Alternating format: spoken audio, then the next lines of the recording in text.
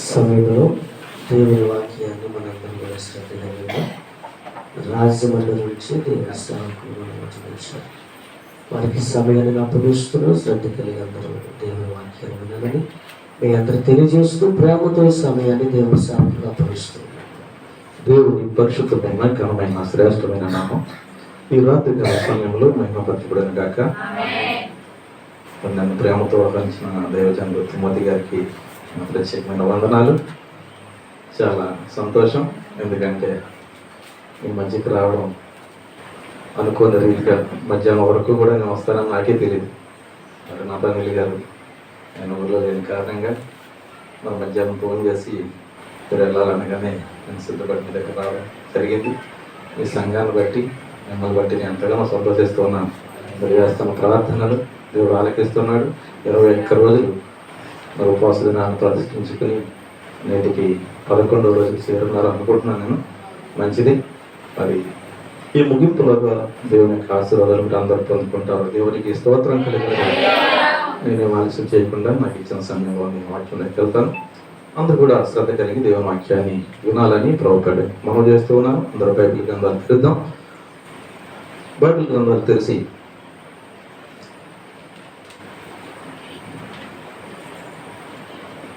పేతురు రాసిన మొదటి పత్రిక 5వ అధ్యాయము 7వ వచనం చదువుకుందాం. ఆయన మిమ్మల్ని గూర్చి చింతించుచున్నాడు కనుక మీ చింత యావత్తును ఆయన మీద వేయండి. చిన్న ప్రార్థన చేసుకుందాం. అందరూ మోకరి కళ్ళు మూసుకుందాం. పరిశుద్ధుడైన తండ్రి, ప్రేమ కలిగిన మా యేసయ్య, నీకు వందనాలు చెల్లిస్తున్నాం.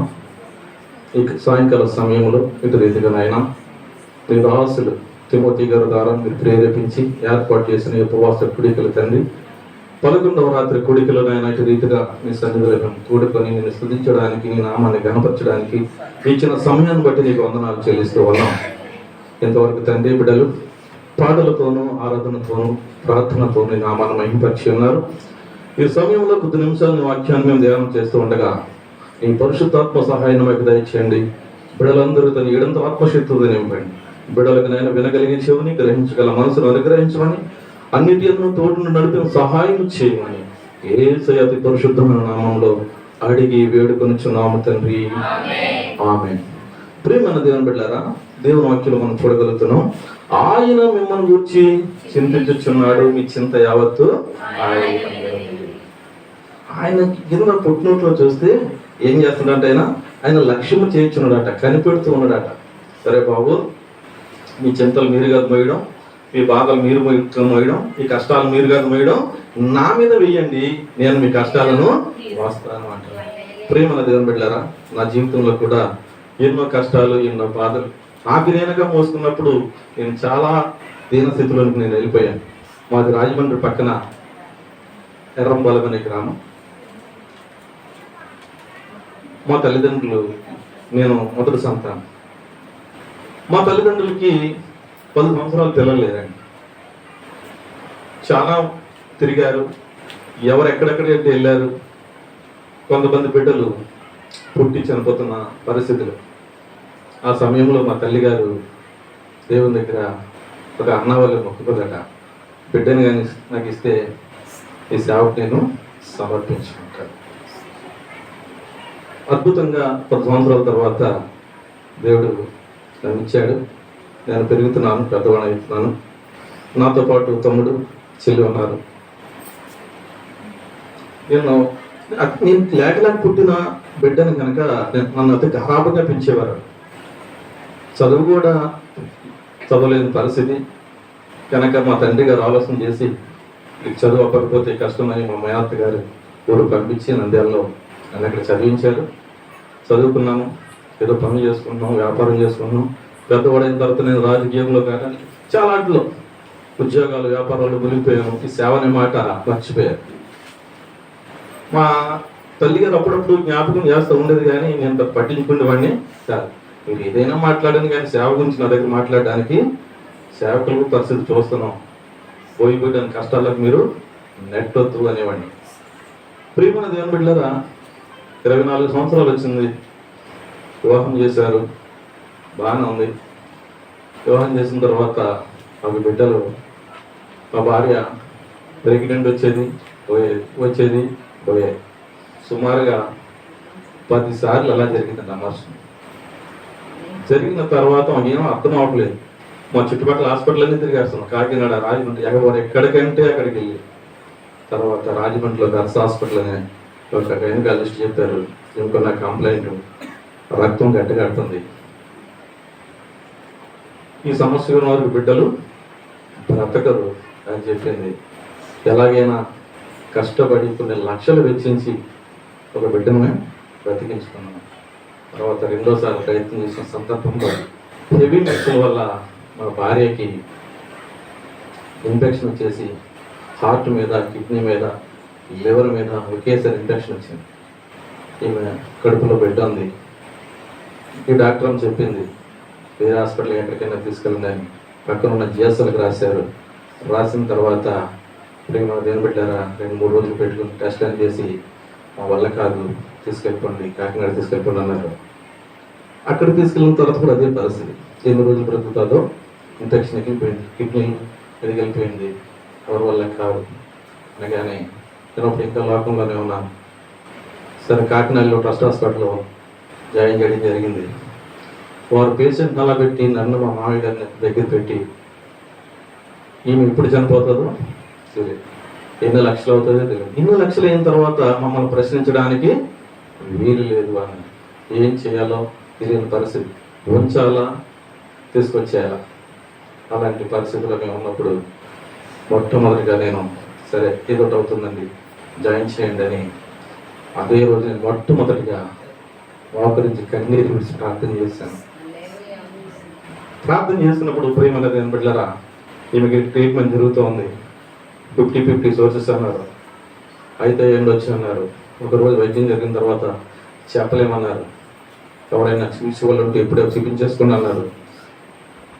రేపు మాపు ఈ చనిపోతే ఈ బాడీని ఎక్కడ తీసుకెళ్ళాలి, పక్కన మా మామయ్య గారికి తీసుకెళ్ళాలా, లేకపోతే మా ఇంటికి తీసుకెళ్ళాలా అని ఇలాంటి ఆలోచనతో మేము ఉన్నాం. దేవుని కృపను బట్టి దేవుని దగ్గర ఒకటే ప్రార్థన చేశాను నేను, ప్రభా మా తల్లిదండ్రులను సేవకు సమర్పించుకున్నారు, కానీ ఇంతవరకు కూడా నేను పట్టించుకోలేదు. నా భార్య బ్రతికితే ఈ సేవలోకి నేను వస్తానని తీర్మానం చేసుకున్నాను. దేవుని యొక్క మహాకృపను బట్టి 4-5 రోజులకి మళ్ళీ ఎంఐసీలో నుంచి మామూలు ఏసీలోకి తీసుకొచ్చారు, మామూలు ఏసీలో నుంచి వార్డులోనికి తీసుకొచ్చారు. సజీవంగా నా భార్య ఇంటికి వచ్చాను. సరే వచ్చింది, బాగానే ఉంది. నేను వచ్చిన తర్వాత మళ్ళీ మామూలే వాయిదాలు, ఈ 6 నెలల తర్వాత వెళ్తాను, ఈ సంవత్సరం తర్వాత వెళ్తాను, వాయిదాలు వేస్తూ ఉన్నాను. ఇలాగ లోపల ఉన్న బిడ్డ ప్రసవించింది. సరే అయింది కదా, ఈ సంవత్సరం తర్వాత వెళ్దాంలే అనుకునేవాడిని. పాపకి తలలో నీరు పట్టింది, ఆపరేషన్ చేయాలని. 11 నెలలు పాపకి బ్రెయిన్ ఆపరేషన్ చేయించి అప్పుడు కూడా మళ్ళీ అనుకున్నాం దేవా వచ్చేస్తాను. పాప బతికింది, మళ్ళీ వాయిదాలు. అలాంటి సందర్భంలో సంవత్సరం దాటిన తర్వాత పాప చనిపోయింది. అప్పుడు అనుకున్నాను, నేను ఇంకా లేట్ చేస్తే, ఇంకా ఆలస్యం చేస్తే దేవుడు నన్ను కూడా తీసుకుంటాడు. అందుకని ఈ రోజు మొదలుకొని ఈ సేవలో నేను ఉంటాను నాయన అని ప్రార్థన చేయడం ప్రారంభించాను. నేను ఎక్కడికి వెళ్ళాను, ఈ పిలుపు నా మీద నిజమైతే నేను తర్పిది కావాలి, పొందాలి. ఆ తర్పిది ఏదో నేను నువ్వే నాకు తెలియచేయాలని ప్రార్థన చేసినప్పుడు అనుకోని రీతిగా మీ అందరికీ సుపరిచితులు నా తనే లేదు. అక్కడ ఓఎం బైబిల్ కాలేజీ అనుకోని రీతిగా నేను రియల్ ఎస్టేట్ చేస్తుండేవాడిని, స్థలాలు అమ్మడం, కొనడం, ఇంకా రకరకాలుగా చేస్తుండేవాడిని. ఆ సమయంలో నేను అదే బోర్డు దగ్గరికి వచ్చినప్పటికీ నాకు ఫోన్ వచ్చింది. ఫోన్ ఇచ్చినప్పుడు ఇలా చూసినట్టు బోర్డు ఉంది, బైబిల్ కాలేజ్. నేను రోజు ఇదే రోడ్లోకి వెళ్తున్నాను, ఇప్పుడు కనిపించలేదు అనుకుని సరే నెంబరు డైరీలో పెట్టి వెళ్ళిపోయిన తర్వాత ప్రేమ అదేం పిల్లారా మర్చిపోయాను. ఒక రోజు ఎప్పుడు ఫోన్ చేస్తే ఒకసారి రండి కాలేజీకి రండి అన్నారు. సరే వెళ్ళాను, చేశాను. అసలు మీరు ఎందుకు సేవ చేయాలను అనుకుంటున్నారు అన్నారు.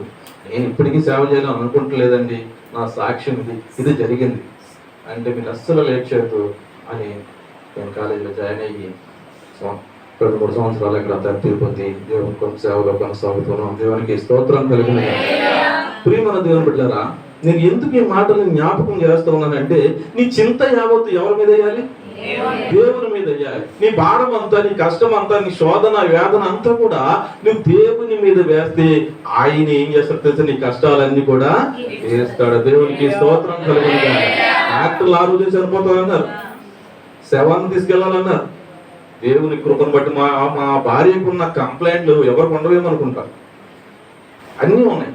కానీ ఈ రోజుకి కూడా దేవుడు సజీవమైన రెక్కల కింద కాచి కాపాడుతూ ఉన్నాడు. దేవునికి స్తోత్రం కనుక ప్రియమైన దేవుని బిడ్డలారా, ఈ రాత్రికాల సమయంలో నువ్వు కష్టంతో వచ్చావా, బాధతో వచ్చావా, వేదనతో వచ్చావా, శోధనతో వచ్చావా, నీ బాధలన్నీ కూడా నువ్వు దేవుని దగ్గర పెడితే నీ కష్టాలన్నీ కూడా ఈ రాత్రి దేవుడు తీర్చబోతున్నాడు. దేవునికి స్తోత్రం కలుగునుగాక. కనుక నీ చింత యావత్తు ఆయన మీద వేయాలి. దేవుని కృపను బట్టి దేవుని సేవలో కొనసాగుతున్నాం. మొన్న 2024లో ఆమెకి ఆపరేషన్ చేయాల్సి వచ్చింది. ఒక ఆపరేషన్ అయితే ఇంకా కూడా ఆపరేషన్ ఉన్న చేయవలసి వస్తే ఆమెకున్న పరిస్థితిని బట్టి మొన్న కూడా బ్రతకదన్నారు. సరే ఏం చేయాలి? ఆపరేషన్ చేస్తే బ్రతుకుతుంది అని గ్యారంటీ లేదు, చెయ్యకపోతే చనిపోతుంది. ఏం చేయాలన్న పరిస్థితిలో ఇంకా దేవుని మీద భారం వేసి ఆపరేషన్ చేసినప్పుడు, ఎందుకంటే ఆమెకుండే సమస్యను బట్టి ఏంటంటే ఆ రక్తము ఎక్కడ గడ్డగడుతుందో ఓపెన్ చేసిన తర్వాత గడ్డగడితే హార్ట్ మీద గడ్డగడితే హార్ట్ ఆగిపోతుంది, కిడ్నీ దగ్గర గడ్డగడితే ఆగిపోతుంది, ఎక్కడైనా ఆగిపోతుందని చెప్పినప్పుడు మేము దేవుని మీద భారం చేసి ఆపరేషన్ చేయించినప్పుడు దేవుని మహాకృపను బట్టి మళ్ళీ కూడా దేవుడు మళ్ళీ పునర్జన్మని ఇచ్చాడు. దేవునికి స్తోత్రం కలుగునుగా. కనుక ప్రియమైన దేవుని బిడ్డలారా, బిడ్డలు బతుకురు అనుకున్నది. మాకు డాక్టర్లు ఆశ్చర్యపోయి మన అయితే మీకు బిడ్డలు ఉన్నారా? లేదంటే బాగున్నాడండి. ఉన్నాడా అని ఆశ్చర్యం. ఎందుకంటే ఈ కంప్లైంట్లు ఉన్న వాళ్ళకి బిడ్డలు ఉన్నట్టుగా మేము ఎక్కడ కూడా చూడలేదు. దేవునికి ప్రియమైన దేవుని బిడ్డలారా, అసాధ్యమైనది ఏది కూడా సమస్తమును కూడా సాధ్యమే. కనుక మీ కష్టాలు, మీ బాధలు, శోధనలు అన్ని కూడా ఈసారి దేవునికి విడిచిపెడతాం. దేవుడే వాటన్నిటి నుండి కూడా విడుదలనిస్తాడు. దేవునికి స్తోత్రం. అదే మత్తయి సువార్త 6వ అధ్యాయం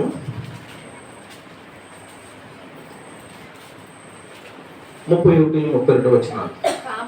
కాబట్టి ఏమి తిందుమో, ఏమి త్రాగుదమో, ఏమి ధరించుకుందమో అని చింతించుకొని అన్యజనులు వీటి అన్నిటి విషయమై విచారించరు. ఇవన్నీ మీకు కావాలనని మీ పరలోకపు తండ్రి తెలియదు. చాలమ్మా ప్రియమైన దేవుని బిడ్డలారా, ఏమి తిందుమో, ఏమి త్రాగుదమో, ఏమి ధరించుకోమో చింతించుకోండి. ఎందుకంటే అన్ని జనులు వీటన్నిటిని గురించి కూడా చింతిస్తారు. ఇది మాకు ఎలాగొస్తుంది, ఎవరిస్తారు, ఇది మా వల్ల అవుతుందా అని చింతిస్తారు. కానీ ప్రియమైన దేవుని బిడ్డలారా, దేవుని బిడ్డవైన నీవు వీటి విషయంలో చింతించవలసిన అవసరం లేదు. ఆకాశ పక్షులను చూడండి, అవి విత్తవు, కొయ్యవు, గొట్టంలో కూర్చుకొనవు, కానీ ఏ పూటకు ఆ పూట దేవుడు ఆహారాన్ని దయచేస్తున్నారు. వారికంటే శ్రేష్ఠులు కారా? ఆ ఆకాశ పక్షులకే దేవుడు ఏ సమయానికి ఏది కావాలో అది ఇస్తుంటే అంతకైనా శ్రేష్టమైన వారుగా నిన్ను ఆయన చేస్తున్నాడు. కనుక మీకెందుకు ఇవ్వడు? కనుక ప్రియమైన దేవుని బిడ్డలారా, ఏ విషయంలో చింతించవలసిన అవసరత ఏది కూడా లేదు. నీకు ఏ సమయానికి ఏది కావాలో సమయానుకూలమైన సహాయాన్ని ఆయనే ఇస్తాడు. దేవునికి స్తోత్రం కలుగునుగాక. నీకు ఏది కావాలి? నీ పరిస్థితి బాగోలేదా? నీకున్న దుఃఖ సమయంలో ఉన్నావా, కన్నీటితో ఉన్నావా, వేదనతో ఉన్నావా, ఈ రోజు రాత్రి వాటిని నీ దేవునికి అప్పగించు. దేవుడు నీ కార్యం చేయబోతున్నాడు. దేవునికి స్తోత్రం కలుగునుగాక. 21 రోజులు ఉపవాసం కూడికలు ముగించలుగా మీ ప్రతి కుటుంబం కూడా దేవుడు అద్భుతాలు చేయబోతున్నాడు. ఎందుకంటే నేను ఇందాక చూసిన చాలా సంతోషించాను. ఒక్కొక్కరికి ప్రార్థన చేస్తున్న విధానాన్ని బట్టి. ఎందుకంటే కొన్ని సంఘాల్లో చూస్తుంటే నామమాత్రపు భక్తి కనపడుతుంది, ఏదో ఇల్లామా వచ్చామన్నట్టు ఉంది. కానీ ఇంత ఇలాగా దేవుని సన్నిధిలో మీరు దేవుని దగ్గర పోరాడుతున్న విధానాన్ని బట్టి ఒక దైవజనుడిగా నేను ఎంతగానో సంతోషిస్తూ ఉన్నాను. దేవునికి స్తోత్రం కలుగునుగాక.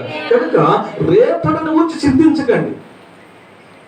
రేపు ఏమవుతుంది, రేపు నా పరిస్థితి ఏంటి, రేపు నాకు ఇది కావాలి ఏ పూటకి ఏం కావాలో, ఏ రోజుకి ఏది కావాలో నీ దేవుడికి అన్ని కూడా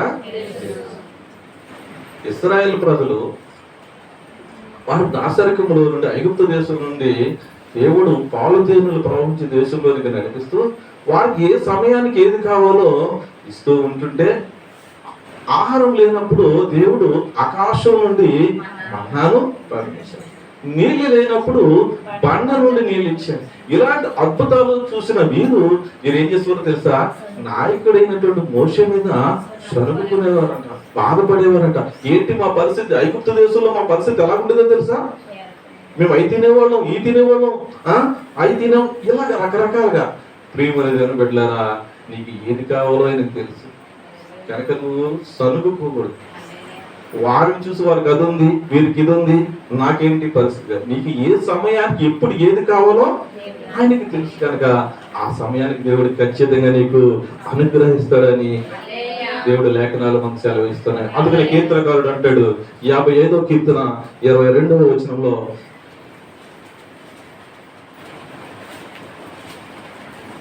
నీ భారము యెహోవా మీద మోపుము, ఆయనే నిన్ను ఆదుకొనును, నీతిమంతులను ఆయన ఎన్నడును కూడా కదలనీయుడు. నీ భారం ఎవరి మీద మోపాలి?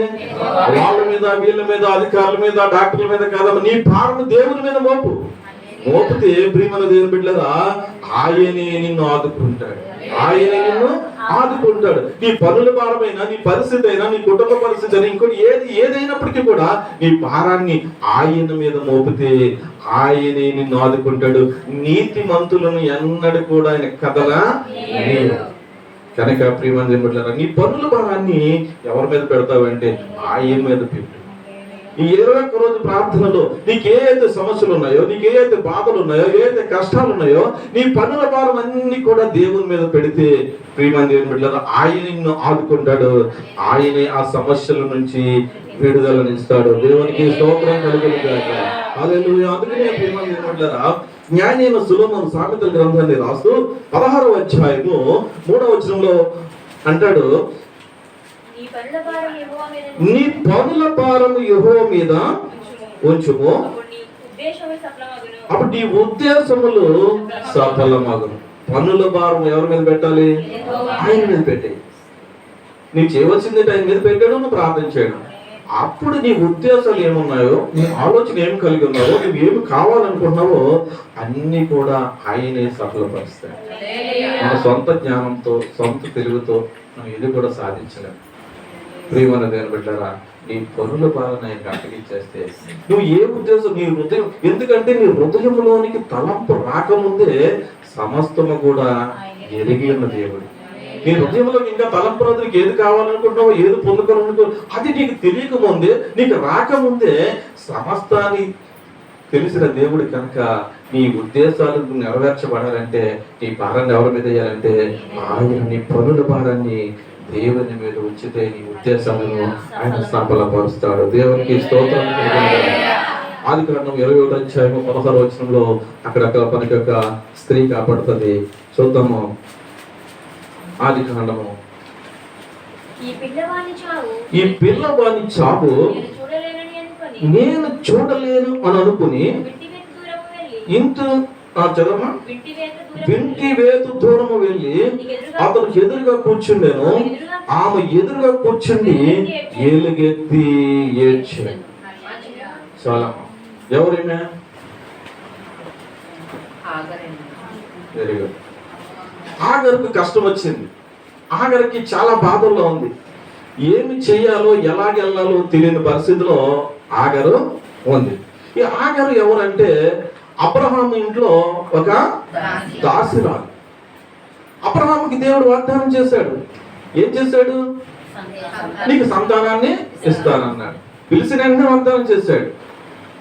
70 సంవత్సరాల వయసులో అబ్రహాముని దేవుడు పిలుచుకున్నాడు. అప్పటికి శారా వయసు 60 సంవత్సరాలు.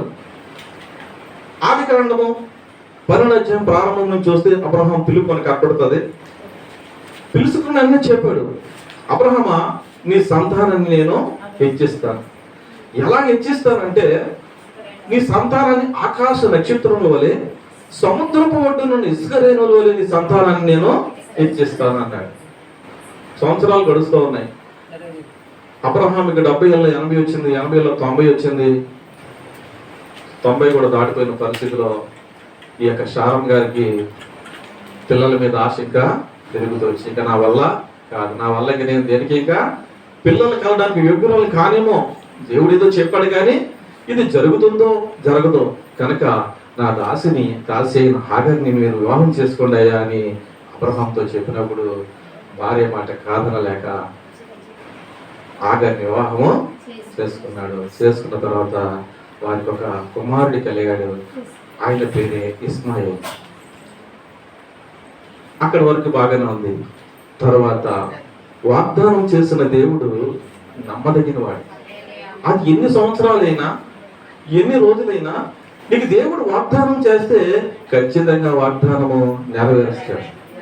అబ్రహాము జీవితంలో వాగ్దానము నెరవేర్చే రోజు వచ్చింది. దేవుడి వాగ్దానాన్ని జ్ఞాపకం చేసుకుని శారాకు కూడా ఒక బిడ్డను ఇచ్చాడు. ఆ బిడ్డ పేరు ఇస్సాకు. సరే, తల్లి చాలా సంతోషిస్తుంది. 8వ రోజుని యోధా సాంప్రదాయ ప్రకారంగా సున్నతి చేయించారు. పాలు విడిచిన తర్వాత అబ్రహాము గొప్ప విందు చేశాడు.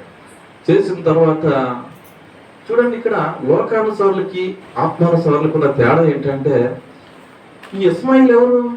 ఈ లోకానుసారుడు, అన్ని రాళ్ళకి పుట్టిన కుమారుడు.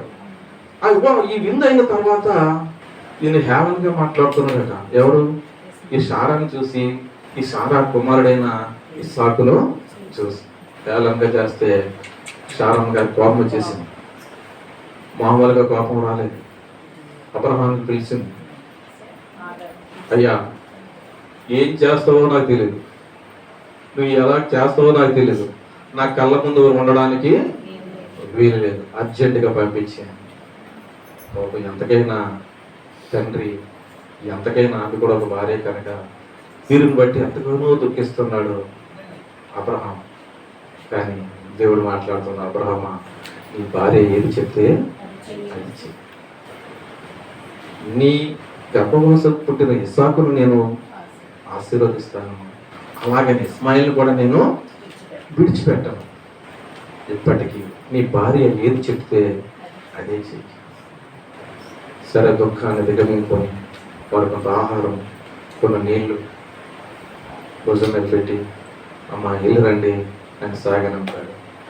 వీరు వెళ్తూ ఎక్కడికి వెళ్ళారో తెలుసు, అరణ్యంలోకి వీరు ప్రయాణం చదువుతున్నారు. వీరు కొన్ని రోజులకి వీరు పట్టుకెళ్ళిన ఆహారం అయిపోయింది, పట్టుకెళ్ళిన నీళ్లు కూడా అయిపోయింది. ఇంకా కోసేపటికో నా బిడ్డ చనిపోతాడు. ఎందుకంటే అవకాశమే లేదు, సహాయం చేసే అవకాశమే లేదు. ఎందుకంటే అరణ్యములో ఎక్కడ కూడా మనకి నీళ్లు దొరకవు. ఎందుకంటే ఇసుక నెలలో ఎక్కడ కూడా మనకి నీళ్ళు అనేవి దొరకవు. ఈ పరిస్థితి అంతా తెలుసు, ఆఖరికి తెలుసు. ఇంకా కోసేపటికో నా కుమారుడు చనిపోతాడు. ఇంకా ఆ యొక్క మరణాన్ని నేను ఇంకా నా కంటితో నేను చూడలేనని కొంచెం మొత్తంకి వెళ్ళి ఏడుస్తూ రోధిస్తూ ప్రార్థన చేస్తున్నట. ప్రార్థన చేస్తూ ఉంటే ఆ ప్రార్థన ఈ భారం ఎవరి మీద ఉంటుంది? ఇప్పుడు ఇంకా నా వల్ల కాదు, నా వల్ల అయిందంతా నేను చేశాను, తెచ్చుకున్న అక్కడికి నీళ్ళు ఇచ్చాను, ఆహారం ఇచ్చాను, ఇంకా నా పరిస్థితి కాదు, ఇక కోసేపటికో చనిపోతాను ఆయన, ఇంకా నీ ఇష్టం, నీ చిత్తం అని భారాన్ని అంతా తీసి, ఈ చింతను అంతా తీసి ఎవరికి అప్పగించిందంటే దేవునికి అప్పగించింది. ప్రేమ దేవుని బిడ్డలారా, ఆ దేవుడు అక్కడ దూతను పంపించి అంటాడు, ఆ చిన్నవాని మొర దేవుడు విన్నాడట. ఆకాశం నుండి ఆ చిన్నవాని మొర విన్నాడట. వీరు వెంటనే ఆగర్తో మాట్లాడుతున్నాడు, ఆగరు ఏంటి నీ సమస్య ఏంటి, ఎందుకు నువ్వు అంత కలవరపడిపోతున్నావు? అయ్యా ఇంక నా పరిస్థితి అయిపోయింది, నా కుమారుడు కోసేపటికో చనిపోతూ ఉన్నాడంటే లేదు. నువ్వు లేచదన్నమాట,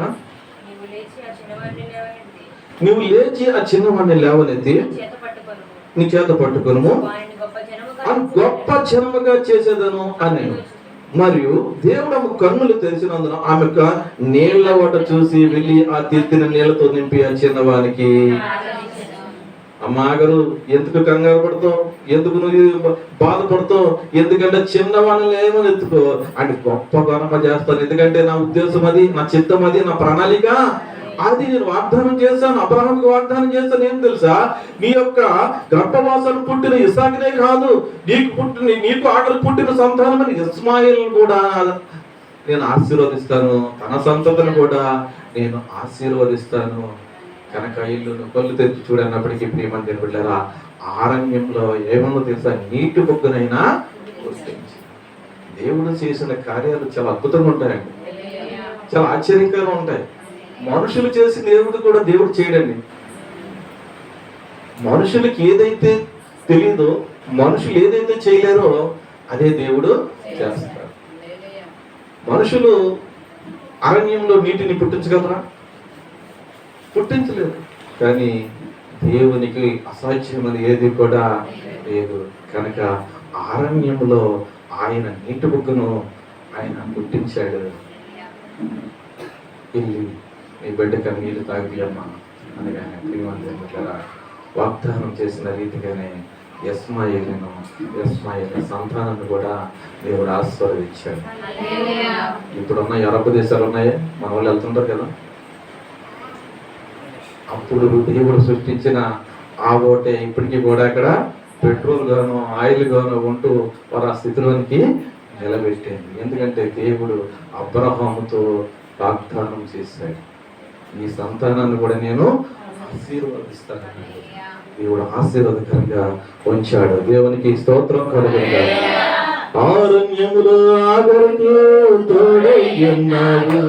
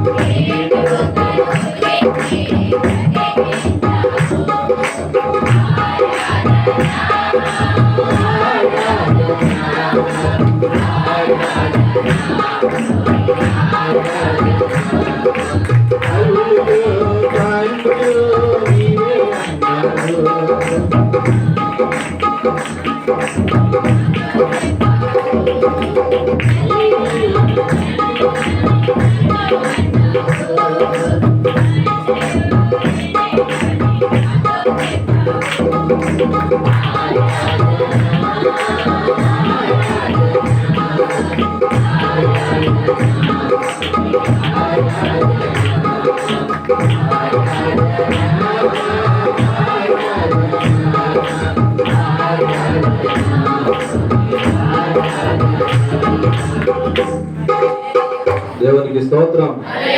ప్రియమైన దేవుని బిడ్డలారా, దేవునికి అసాధ్యమైనది ఏది కూడా లేదు.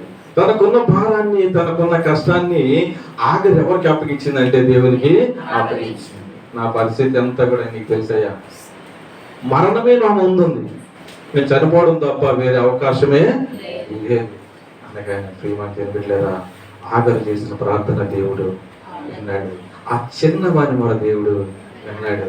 ప్రియమైన దేవుని బిడ్డలారా, అననుకూల పరిస్థితులు అంటే ఏం చేశాడు తెలుసు, అనుకూలపరిచాడు.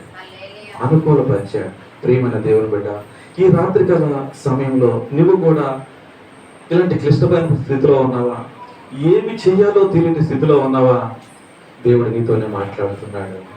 నువ్వు దేవుని సన్నిధిలో మొరపెడితే దేవుడు పరిస్థితులన్నీ కూడా అనుకూలపరుస్తాడు. కనుక ప్రియమైన దేవుని బిడ్డలారా, ఎవరితో చెప్పుకోవాలో తెలియదు, ఏం చేయాలో తెలియదు, అలాంటి స్థితిలో నువ్వు సతమవుతూ ఉంటే ఈ రాత్రికాల సమయంలో దేవుడు అంటున్నాడు, బిడ్డ నువ్వు నాతో చెప్పు, నీ చింత యావత్తు నా మీద, నీ బాధలన్నీ కూడా నా మీద, నేను పరిస్థితులన్నీ కూడా మారుస్తానని దేవుడు చెప్తూ ఉన్నాడు. దేవునికి స్తోత్రం కలుగునుగా. ఇంకా బైబిల్ గ్రంథంలో చూస్తే దానియేలు గ్రంథము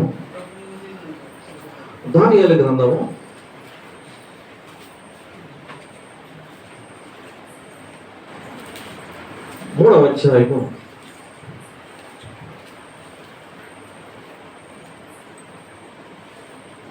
16-17 వచనాలు. షడ్రకు మేషకు అబేద్నెగోలు రాజుతో ఇలాగ చెప్పిరి, నెబుకద్నెజరు ఇందును గూర్చి ప్రత్యుత్తరం ఇయ్యవలెనన్న చింత మాకు లేదు. మేము సేవించుచున్న దేవుడు మండుచున్న వేడిమి గల ఈ అగ్ని గుండములో నుండి మమ్మల్ని తప్పించి రక్షించుటకు సమర్థుడు. దేవునికి స్తోత్రం కలుగును గాక. ప్రియమైన దేవుని బిడ్డలారా, ఈ షడ్రక్ మేషక్ అబేద్నెగోలైన వారు యెరూషలేము నుండి బబులోను సామ్రాజ్యానికి ఎవరు? చెరకు కొనబడిన వారు, చెరకి తేబడిన వారు. దానియేలు, షడ్రకు, మేషకు, అబేద్నెగో వారు. వీరు బబులోను సామ్రాజ్యంలో వీరు ఉంటూ ఉన్నారు. బబులోను సామ్రాజ్యాన్ని పరిపాలిస్తున్నటువంటి నెబుకద్నెజరు ఒక బంగారు ప్రతిమను ఒకటి తయారు చేయించి, ఎంత పెద్దదంటే 60 అడుగుల ఎత్తు, 6 మూరల వెడల్పు ఒక ప్రతిమను చేయించాడు, ఒక విగ్రహాన్ని చేయించాడు. చేయించిన తర్వాత తన సామ్రాజ్యంలో ఉన్న ప్రతి ఒక్కరు, అధికారులేమి, నాయకులేమి, గొప్ప గొప్ప పదవుల్లో ఉన్నవారు అందరూ కూడా కొన్ని అక్కడ ఇన్వెస్ట్మెంట్ పెట్టాడు. పెట్టిన తర్వాత ఎప్పుడైతే వాయిస్తూ ఉన్నారో వచ్చి అందరూ కూడా ప్రతిమకి ఏం చేయాలి? నమస్కరించాలి. నమస్కరించకపోతే ఉండే శిక్ష ఏంటో తెలుసా? వారిని మండుచున్న అగ్ని గుండములో పడవేయబడతారు. అది రాజుగారి ఆజ్ఞ, రాజుగారి యొక్క శాసనం. దూరానం అనే మైదానంలో ఈ యొక్క విగ్రహాన్ని పెట్టాడు. మొత్తం సామ్రాజ్యం అంతా కూడా తాకీదులు పంపించాడు. పంపించి అందరూ కూడా ప్రాంతంలో చేరుకున్నారు.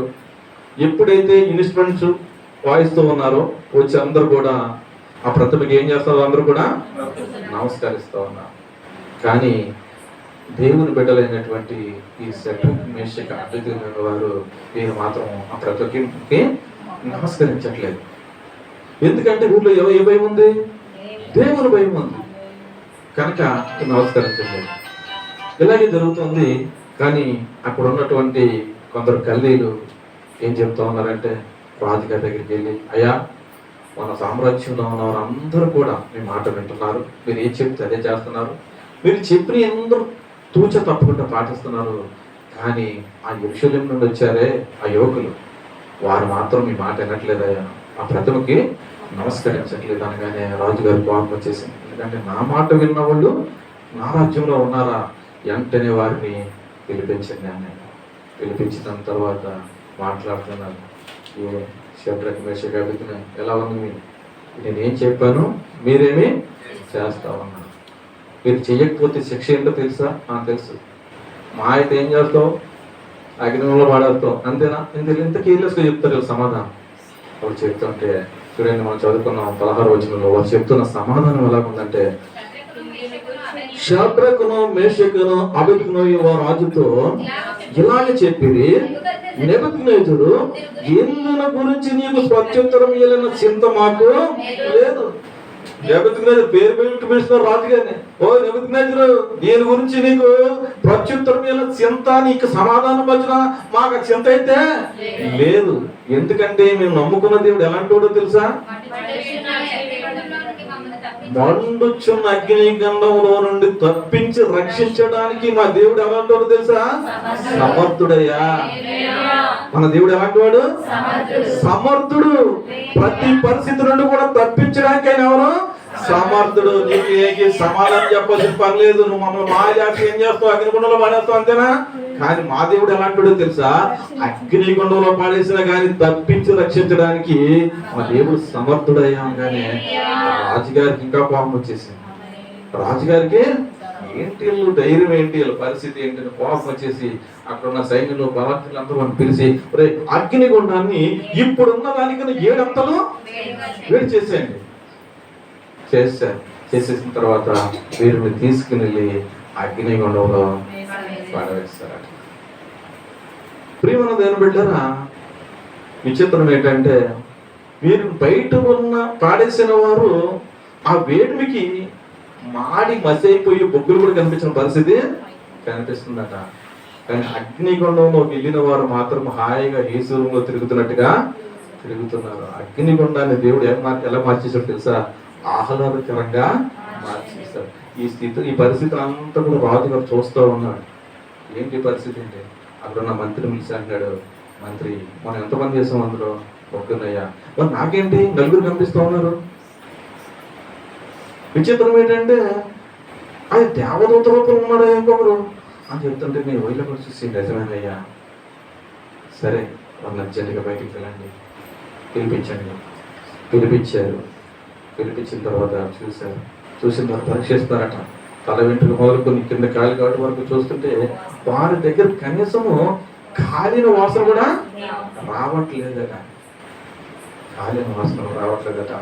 రాజుగారు చూశారు, ఆశ్చర్యపోయి ఏంటి పరిస్థితి, నిజంగానే వీడు దేవుడు సమర్థుడయ్యా, దేవుడు సమర్థుడు, మామూలు దేవుడు కాదు.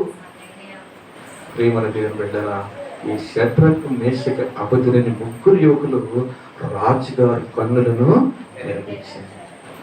అప్పుడు రాజుగారు అంటున్నాడు, రే ఏం చెప్పినట్టు ఇక్కడ నుండి జరగాలి, ఏం చెప్పినట్టే ఇక్కడ నుండి నా సామ్రాజ్యంలో ఎవరైనా సరే ఈ షడ్రకు మేషక అబద్ధులని వారి దేవుడిని మాత్రమే ఆరాధించాలి. ఎందుకంటే వాళ్ళ దేవుడు ఎలాంటోడు, సమర్థుడు, గొప్పవాడు. ఒకవేళ ఎవరైనా సరే అలాగ పూజించకపోతే వాడు ఎలాగైపోతాడు తెలుసా, తుత్తునీలుగా అయిపోతాడు. ప్రియమైన దేవుని బిడ్డలారా, షడ్రకు మేషకు అబద్ధులైన వారికి కష్టం వచ్చింది, బాధ వచ్చింది, శ్రమ వచ్చింది. ఎలాంటి శ్రమ అంటే ప్రాణాలు పోయే పరిస్థితి వచ్చింది. అయినా వారు భయపడలేదు. ఎందుకంటే వాళ్ళకున్న ధైర్యం ఏంటో తెలుసా, మా దేవుడు ఉన్నాడు. మా దేవుడు ప్రతి పరిస్థితి నుంచి కూడా తప్పిస్తాడు, మరణం సైతం నుండి తప్పిస్తాడు. కనుక ఆ ధైర్యంతోనే రాజు ఎదుట నిలబడి, రాజా నీకు సమాధానం చెప్పాల్సిన పని లేదయ్యా, మా దేవుడు గొప్పోడు. ఇంకా మనసులో ఏమై ఉంటుందంటే చూద్దిగాని మా దేవుడు గొప్పదని ఏంటో ఈయన మనసులో ఉన్న మాట చూద్దిగాని. ప్రియమైన బిడ్డలారా, మరణాన్ని సైతము జయించగలిగిన వాడు, మరణాన్ని సైతము తప్పించగలిగిన వాడు దేవునికి స్తోత్రం. కనుక ప్రియమైన దేవుని బిడ్డ, నీకు ఎంత బాధ ఉన్నా, ఎంత శ్రమ ఉన్నా, ఉపవాస కూడికలో నువ్వు ప్రార్థించి నీ కష్టాన్ని, నీ భారాన్ని, నీ శ్రమను దేవుని ముందు పెట్టు. వాటన్నిటిని కూడా విడుదలనిస్తాడు దేవుడు. ఎప్పటి నుండి తగ్గలేని రోగంతో బాధపడుతున్నావా, ఆ రోగ బాధను దేవుని దగ్గర పెట్టు. దేవుడు వాటిని విడుదలనిస్తాడు, స్వస్థతనిస్తాడు. దేవునికి స్తోత్రం కలుగునుగా. కనుక ప్రియమైన దేవుని బిడ్డలారా, నువ్వు చేయవలసిందల్లా ఒకటే, సమస్తాన్ని దేవునికి అప్పగించి నువ్వు ప్రార్థన చేయాలి. అందుకని అపోస్తుడైన పౌలు ఫిలిప్పీయులకు రాస్తూ అంటాడు, 4వ అధ్యాయము 6వ వచనంలో అంటాడు,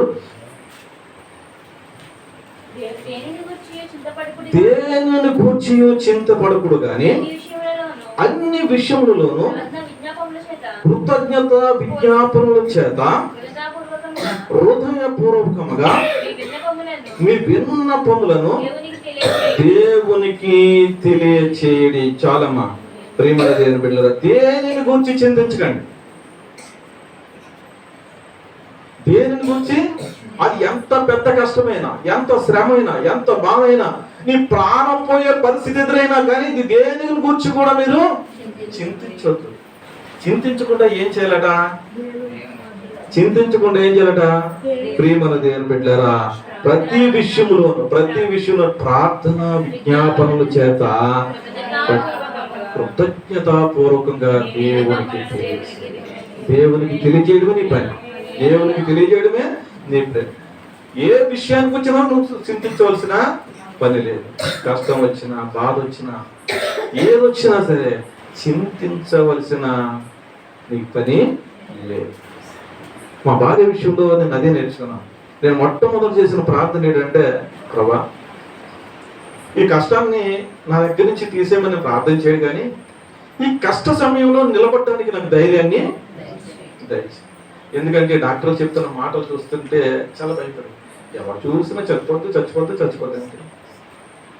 మా బాబు చిన్నాడు, నేను అనుకున్నవాడిని, సరే ప్రభా వాడికి తల్లి కావాలి, లేక కలిగాడు ఒక బిడ్డ, వాడికి తల్లి కావాలి, సరే ఏదైనా పరిస్థితి ఏదైనా నిలబడడానికి నాకు ధైర్యాన్ని ఏమంటారా, నాకు ధైర్యాన్ని ఇచ్చాడు. ధైర్యంతో పాటు నా భార్యకి సజీవంగా అయినా ఉంచాడు.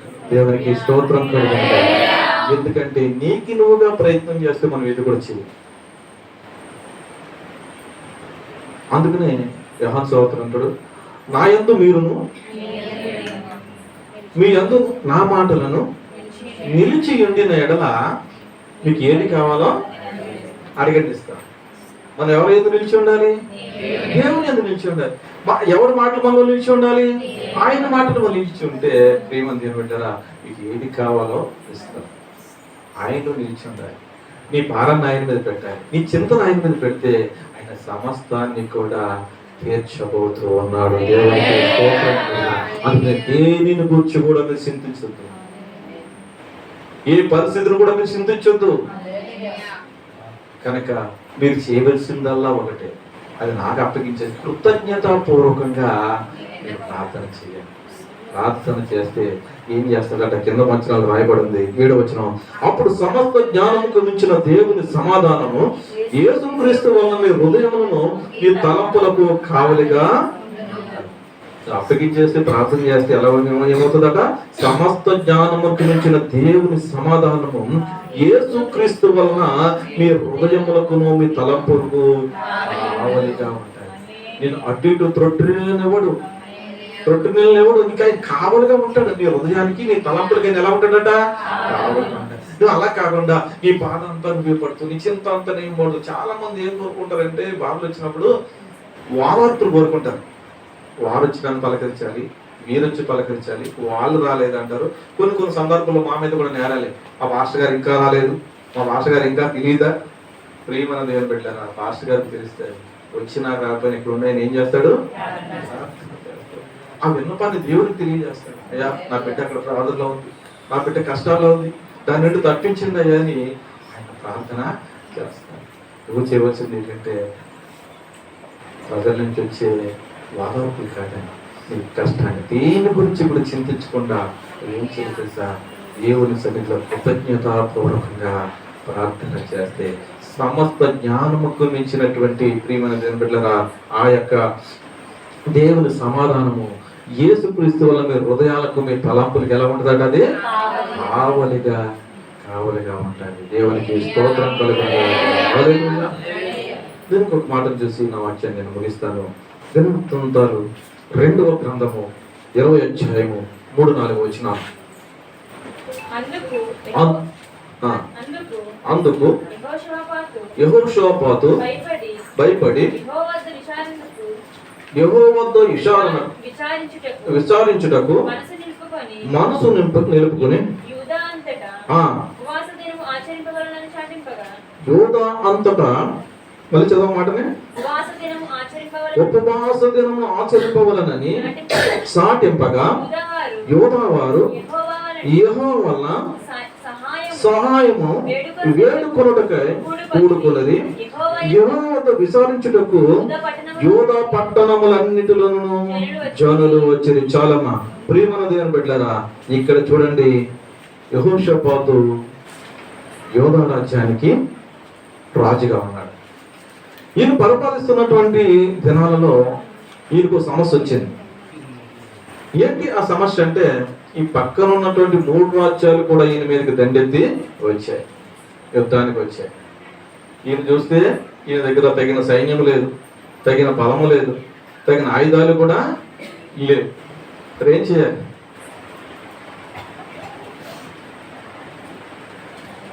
ప్రియమైన బిడ్డలారా, యెహోషాపాతు ఏం చేశాడంటే యూదా వారందరినీ కోరబెట్టాడు.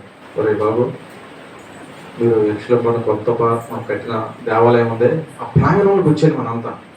మనం ఏం చేద్దామో తెలుసా? ఉపవాస దినాన్ని ప్రకటించేద్దాం, 3 రోజులు ప్రార్థన చేద్దాం. ఎందుకంటే చూడండి, ఆయనకున్న విశ్వాసం ఏంటో, ఆయనకున్నటువంటి నమ్మకం చూడండి. 3 రాజ్యాల ప్రజలు సైన్యము ఈయన మీదకి వస్తూ ఉంటే, ఈ రాజ్యం మీదకి వస్తూ ఉంటే, వీళ్ళు ఆ పక్క దేశం వాళ్ళకి ఈ పక్క దేశం వైపు చూడలేదు. మీరు సైన్యాన్ని కొంత పంపండి, మీ ఆయుధాలు కొంత సరఫరా చేయండి అని వాళ్ళని వీళ్ళు వేడుకున్నట్లేదు. ఈయన ఎవరి వైపు చూస్తున్నాడు అంటే, కష్టం వచ్చినప్పుడు దేవుని వైపు చూస్తా ఉన్నాడు. వెంటనే ఆ యూదా వారిని అందరినీ పిలిపించాడు, ఆ దేవాలయ ప్రాంగణంలోకి రప్పించాడు. ఉపవాస దినాన్ని ప్రకటించి అందరూ కూడా ఉపవాసం ఉండి ప్రార్థన చేస్తాం. వెంటనే ప్రార్థన చేస్తుంటే అక్కడే ఒక ప్రియమైన వేరుబిడ్డల ప్రవక్తను దేవుడు లేపాడు. లేపి వారు మధ్య నిలబడి మాట్లాడుతున్నారు. యోధా వాళ్ళారా, యుద్ధం చేసేది ఎవరో తెలుసా? యుద్ధం యెహోవాదే. యుద్ధం యెహోవాదే. యుద్ధం దేవుడే జరిగించబోతున్నాడు. మీరు కంగారు పడవలసిన పని లేదు, కలవర పడవలసిన పని లేదు. ఎందుకంటే యుద్ధం చేసేది ఎవరంటే దేవుడే చేస్తున్నాడు. ప్రియమైన దేవుని బిడ్డలారా, సమస్యను చూసి, కష్టాన్ని చూసి, బాధను చూసి కలవరపడిపోతున్నావేమో. కలవరపడవచ్చు, దేవుని వైపు చూడు. దేవుని దగ్గర నుండి సమాధానాన్ని పొందుకుంటావు. ప్రియమైన దేవుని బిడ్డలారా, ఈయన రాజుగారే ఏ ప్రయత్నమైనా చేయొచ్చు. పక్క రాజ్యాలు సాయి కోరుకోవచ్చు, పక్క రాజ్యాలు ఆయుధాలు సరఫరా చేసుకోవచ్చు. కానీ అలాంటివి ఏమి లేదు చేయకుండా ఎవరి వైపు చూస్తాడంటే దేవుని వైపు చూస్తూ ఉన్నాడు. దేవుని వైపు చూసిన తర్వాత అందరూ పిలిచారు. ఇలా ఈ ప్రాంగణం చూసి ప్రార్థన చేస్తా ఉన్నాడు. ప్రార్థన చేస్తా ఉంటే దేవుని దగ్గర సమాధానం వారికి వచ్చింది. వెంటనే మీరు చేయవలసింది ఏమీ లేదు, మీరు పాడుతూ ఆరాధన చేస్తే వెళ్ళండి, అంతే, దేవుడే చూసుకుంటాడు. అంటే మీరు కీర్తనలు పాడుతూ ఆరాధిస్తూ వీళ్ళు వెళ్తున్నారు. యుద్ధానికి వెళ్ళే వాళ్ళు ఎలాగ వెళ్తారండి?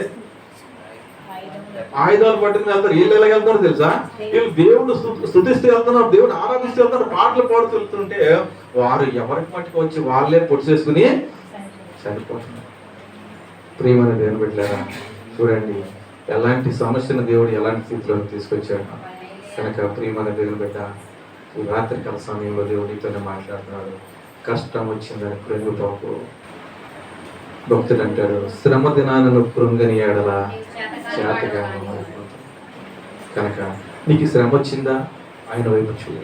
కష్టం వచ్చిందా, ఆయన వైపు చూడు. దేవుడు ఖచ్చితంగా నీకు సమాధానాన్ని ఇస్తాడు.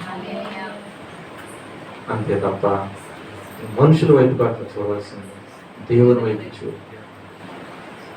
యెహోషాపాతు రాజు గారు కష్టం వచ్చిందని కురుమలిపోలేడు. అయిపోయింది మా పని. వాళ్ళు వచ్చేసి ఒకటా కాదు, 2 కాదు, 3 రాజ్యాలు మా మీదకి వచ్చేస్తున్నాయి. మా పని అయిపోయింది, మమ్మల్ని చంపేస్తారు అని ఊరుకోలేదు, నిరాశకి వెళ్ళలేదు, నిస్సంగానికి వెళ్ళలేదు, ధైర్యంగా నిలబడ్డాడు. ధైర్యం ఏంటో తెలుసా? యెహోషాపాతుకున్న ధైర్యం ఏంటో తెలుసా? నా దేవుడు సమర్థుడు, నా దేవుడు సమర్థుడు.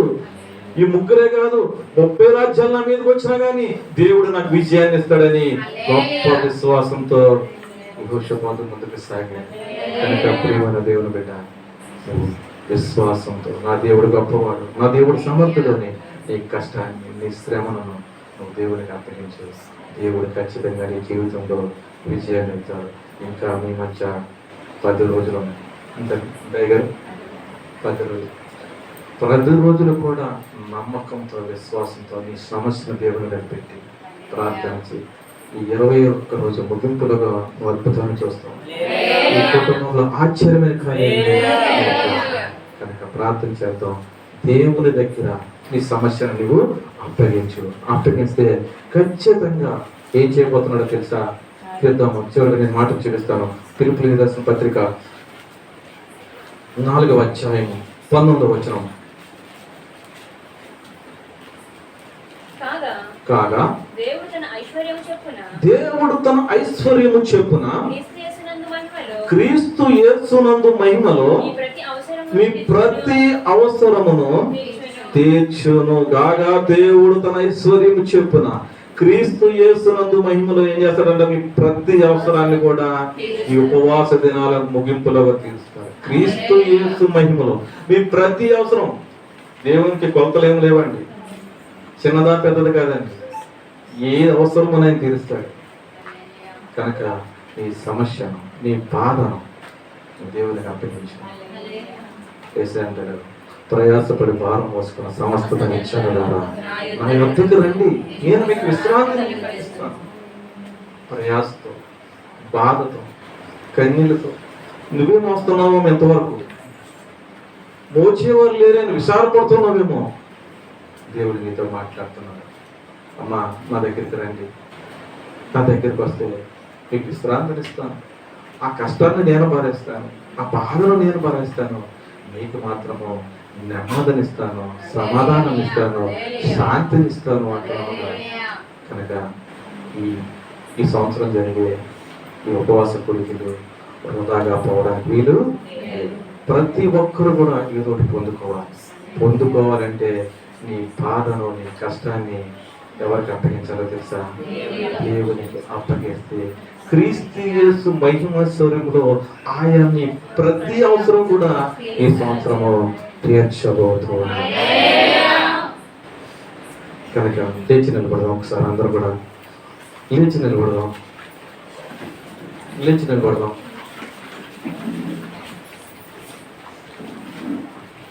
కళ్ళు మూసుకుందాం. ఎవరు కూడా కళ్ళు తెరిచి చూడద్దు. ప్రియమైన దేవుని